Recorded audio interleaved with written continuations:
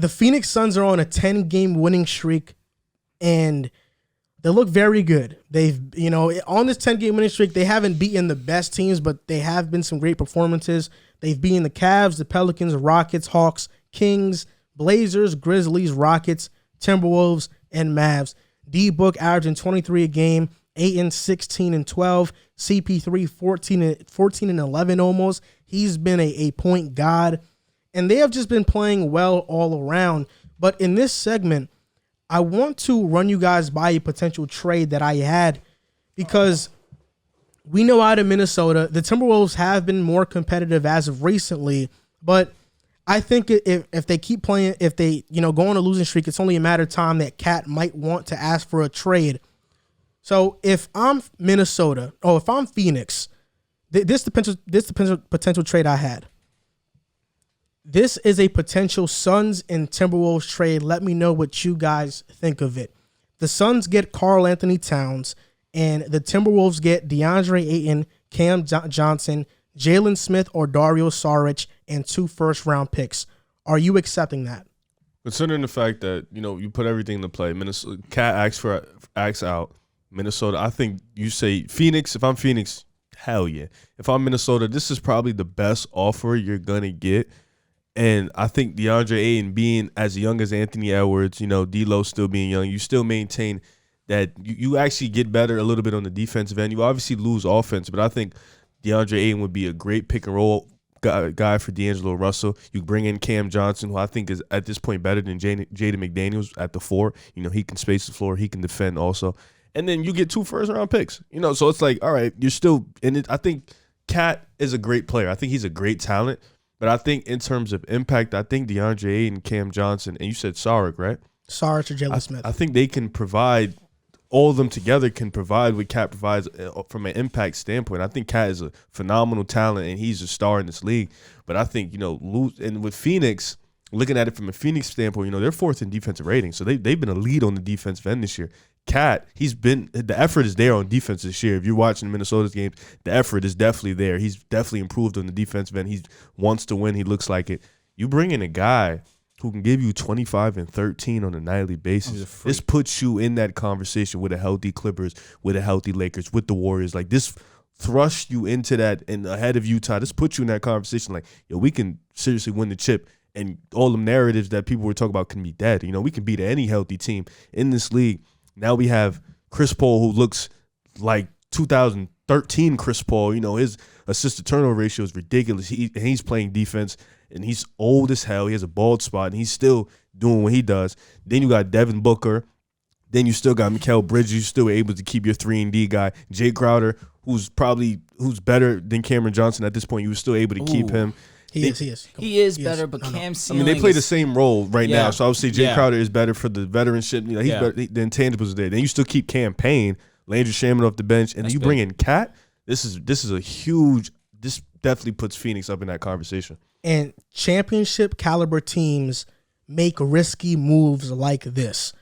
If they trade for Cat, they have 3 all-NBA caliber players. They have a top 3 center in the NBA. They have a top 5 point guard in Chris Paul in the NBA. They have a top 5 shooting guard in Devin Booker, and they still have that depth. Before you go, Drew, DeAndre Ayton, he didn't get paid this offseason, and this is another underrated aspect about the trade. Minnesota has to pay Ayton and Cam Johnson. They're both on expiring deals. I've read that, because I put this trade out on Twitter, I've read that some people, the deal breaker in this deal is Cam Johnson, and I'm wondering why. He averages 7. He averages 7 a game, shooting 36% from 3, but 53% from the corner. So he's pretty much automatic from the corner. But in saying that, Karl-Anthony Towns is definitely significantly better than DeAndre Ayton. It's not even close. And frankly, JaVale McGee has been better than DeAndre Ayton this season. And I know you're going to be like, that sounds crazy. DeAndre Ayton, look what he did in the playoffs. Look at these numbers. DeAndre Ayton is averaging 16 and 12, 0.6 blocks per game, shooting 62% from the field.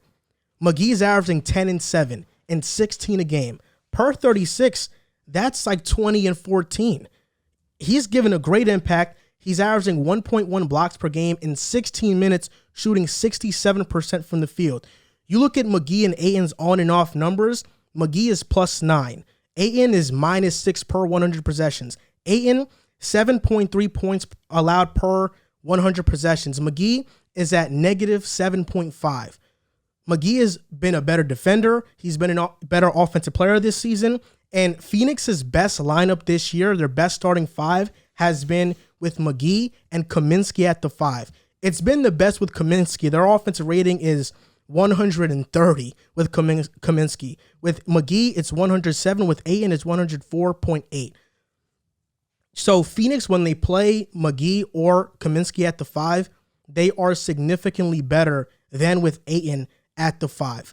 And Kaminsky has a similar skill set in terms of spacing the floor that Cat offers, and Cat is even better. So if Phoenix is this dominant with Kaminsky on the floor, just imagine what they would be with Cat. And you look at Cat's numbers, 11.7 points per 100 possessions, plus 25 expected added wins last season. This season, he's at plus 7.6 and 11 plus wins. So Cat has been amazing. Even though Minnesota loses, it's not because of him. And just for reference, this year, Ayton is at plus 2.5 and plus 2 wins. Last season, he was at that. This season, Phoenix is plus 1.2 points better per 100 possessions, but they're minus 15 in expected added wins with him there. So the advanced numbers don't like DeAndre Ayton too much. And McGee, Kaminsky, the lineup has been much better with them at the 5 than DeAndre Ayton. So DeAndre Ayton is more replaceable than people think. He's not this irreplaceable player. Listen, I'm 100% okay with giving up Ayton to go get Karl-Anthony Towns. Obviously, if you're the Suns, you want to get a guy like Karl-Anthony Towns, like how you mentioned. Obviously, he's an amazing offensive weapon. With Chris Paul, it would be crazy. But the thing is, I'm kind of on that side of I don't want to trade Cam Johnson either. I'd be more willing to give up Jay Crowder. I understand that you're saying Jay Crowder's better than Cam Johnson at this point in time, and I agree. But I think that Cam Johnson being so young and being he's 25. He's still 25 years. And how old is Jay Crowder? He's in year 3. And Jay Crowder is 30. He's not a minimum 30. He's been in the league for a while. Like 31. But my thing is, Cam is in year 3. He's 25 already. And he's still a solid 3-and-D ball player. What's his ceiling? And his defense is excellent. All this goes to all this points to what's he could be a better Jay Crowder. Oh, okay. All right. That's all I'm saying. All right. So, which is why I'm okay with doing the deal. But if we switch Jay Crowder and we switch it for Cam Johnson, trying to win now, though. I agree, but I think Cam Johnson's defense still allows that opportunity to still win now, and he's a solid shooter as well. His defensive rating this season is 104. He's been great. So I still would do the trade if you just switch Jay Crowder and Cam Johnson, because you're still giving up the 2 first-round picks, so they're still getting young players. And on top of that, you're still getting Ayton, Saric, and Jay Crowder. Jay Crowder, who's one of the best in the locker room there is around for a role player. And obviously, I don't want to talk about the Suns getting Cat because that just makes all the sense. You guys hit it right in the head. You bring in Cat, you automatically establish yourselves as a primetime team in the league, or maybe the team to be in the NBA for a championship. But Chris Paul's getting up there in age. You want to keep these younger guys together so they have that core and that chemistry to continue to build on to possibly create a dynasty, especially if you're getting a guy like Karl-Anthony Towns. You said dynasty, and then you keep talking about Cam Johnson. I'm just saying the young core that they have right now. Obviously, Mikal Bridges. You're on the fence of keeping Ayton and Cam Johnson. No, I'm on the fence of just I want Cat to go to the Suns. I agree with the package that you have. I wouldn't mind it. Obviously, I just would rather you switch Cam Johnson for Jay Crowder because I think that Cam Johnson could be a better Jay Crowder. I think your reasoning is logical, but I think sometimes you tend to overvaluate talent. For one, Cam Johnson is a good player. Is he a very talented player? No. I don't think he is. I mean, defensively, he's very talented. He's good. Defensively, he's good. He's very talented. He's not great defensively. He's not elite. He's just 104 defensive rating this season. It's because of the lineup he plays with. Cam Johnson is credit. He's a good defender, but he's not great. He's not elite. He's not a defensive stopper. He's not Mikal Bridges. Yeah, he's not. No way. Not at all. Mikal Bridges is one of the best defenders in the league. You talk about I'd rather just trade Jay Crowder, not Cam Johnson. I think that's a mistake. Jay Crowder was the heart and soul to Phoenix. But you're getting Karl-Anthony Towns. Jay Crowder is one of those is a similar player to what PJ Tucker is. In PJ Tucker, he's the heart and soul of in the teams that he goes to, he is the heart and soul. You look at Jay Crowder when he was at Memphis, heart and soul. When he was in Boston, 31. Heart and soul. Jay Crowder right now, he is one of those guys along with Chris Paul that is the leader in that locker room that holds everybody accountable and makes them play together. His impact, maybe on the box score, him and Cam Johnson are a bit similar, but in terms of what they bring to a locker room and leadership, Jay Crowder's impact, if he goes, would be felt tremendously. But you still have CP3. This is the thing. Phoenix, Cam Johnson, Aiden are already on expiring deals. I firmly believe that they probably let Cam Johnson walk after this year. I think their only priority is to bring back Aiden, but in terms of Cam Johnson, I think they probably let him walk. I think we forget Jay Crowder has been to back-to-back finals as being that rough rider. In Miami, I totally forgot about Miami. And I think you value talent over intangibles in wrong situations. Okay. Look, I'm gonna just before, sorry I cut you off, No, but you're good. Phoenix is in a win now mode. For sure. Their window to win is with Chris Paul, D Book, and this roster they have in place. Mm-hmm. Jay Crowder is a win now guy. Even if you trade, he's only averaging like barely. you're looking at But the defensively, Cam Johnson's a better defender than Jay no, he's Crowder. not. He's not. I mean, he might be. No, he's not.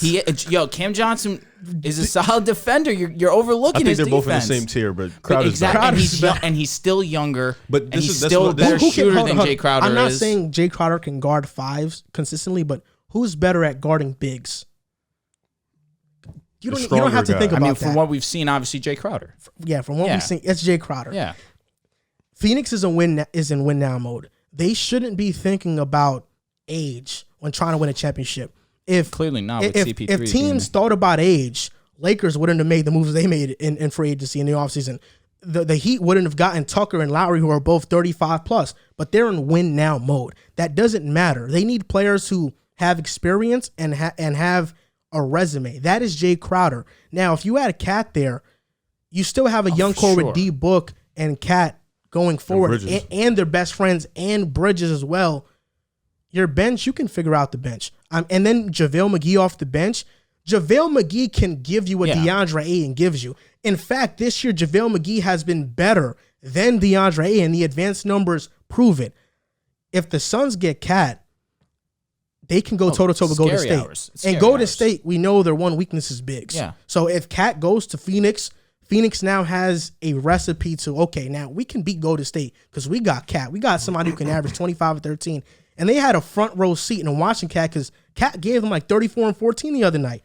We talked about it from Phoenix's side. But from the Timberwolves side, would you accept this trade? You have to. Oh, you have to. This is the best deal you're going to get. I don't know if it's the best deal. I feel like the next thing that's being offered is Ben Simmons, bro. That's fair. But you're getting Aiden, obviously, and you're getting two first round picks. So that's great as is. And you still get a solid, not all-star, but a solid caliber player that can play at that all-star level and can still become that all-star. So I think this is probably the best deal you're gonna get. And you still get a guy who just went to the championship and he contributed very, very well on the championship run. So I think that's a winning player. Realistically, at this point in time, Aiden has been more of a winning player than Cat. So you bring in a guy who's been to that road, who's been to the end of the tunnel, and then you still keep D'Lo, you still keep Pat Bev, you still keep Anthony Everett, and they're all the same age for the most part. Cam Johnson is there off the bench. I don't think Cam Johnson starts over Jared Vanderbilt. I think Vanderbilt he's much better defensively, and they need that in the lineup. But Cam Johnson off the bench with Malik Beasley. Jaden. Yeah, Jaden. That's really good, man. And if you're Minnesota, this is only if Cat wants out. Because I think Minnesota can win with Cat right now with the roster they have in place. But if they start losing and Cat's like, you know what, I'm out of here, just trade me. Getting DeAndre Ayton, Cam Johnson, they get better defensively with Ayton. I think that would be a very good spot, and I think it – obviously, Phoenix is winning this trade by a mile because they're getting Cat. But having a center you can build around for the future, he can hold that position down for the future. Yeah. Having Edwards who can slide in the 2 or 3 for the future. Mm-hmm.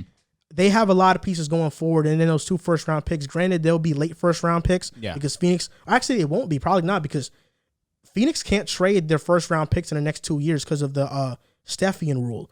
So they would be like picks in 2024, 2025. So if the Suns are bad by then, Timberwolves can luck out and get a high pick, and they can draft another, really great player. So Minnesota, they'd kind of be winners. And also, Cat is under contract for 3 seasons. Phoenix doesn't have to worry about paying him. Booker too, if I'm not mistaken. No, this year and next 2. So, 3 seasons.